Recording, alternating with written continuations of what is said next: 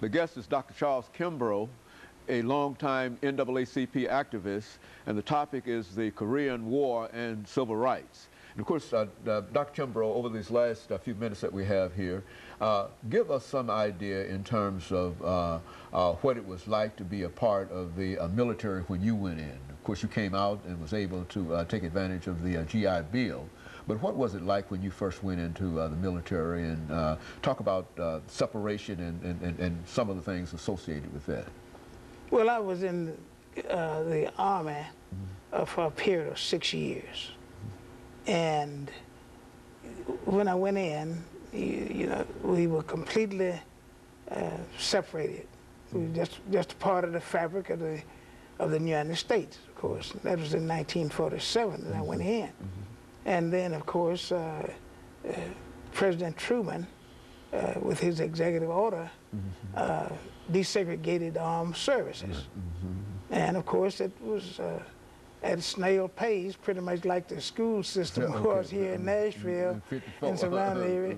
You know, the order comes down in 54, but you wound up integrated in the first grade in 57. So the Army was no different in that sense.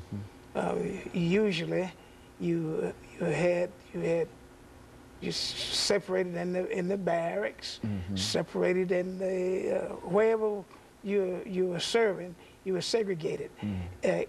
One of the things that happened is you could have a black first sergeant. He's going to do the drilling and the direct orders, and then the white lieutenant. If you had a black lieutenant, it'd usually be a second lieutenant and a white first lieutenant. But so it's always that pecking order from the top down. Then, of course, my second tour saw some differences, many more differences, in that you started to have, you'd have blacks and whites eating in the mess hall together, and, but still going back to their, for the most part, their separate units. Okay. Of course, eventually, I saw greater aspects of desegregation in that I was at Fort Benning, Georgia at one point in time. That was still during the Korean War, but having gotten wounded and came back stateside, where as a black person, I was trained by a white sergeant for over the orthopedic ward, and then I got in position to do that myself. But racism being what it was, the person, a captain, wanted me to train a white individual to take my job. So rather than do that, of course, I went back and spent, I didn't have to go back, having been wounded, to go back overseas, but I elected to go back.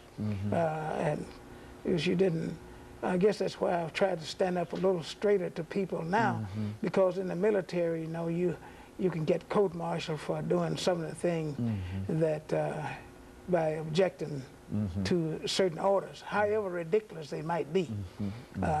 But that was a part of the military.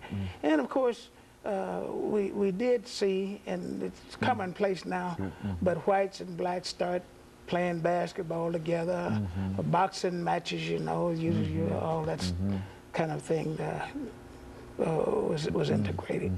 And so it was very, very slow coming around in terms of just bringing even the Army together. And all this time, for the most part, society is still as segregated outside of the military, is still much more segregated than the military was. Well, that is true. You can have a little more control, apparently.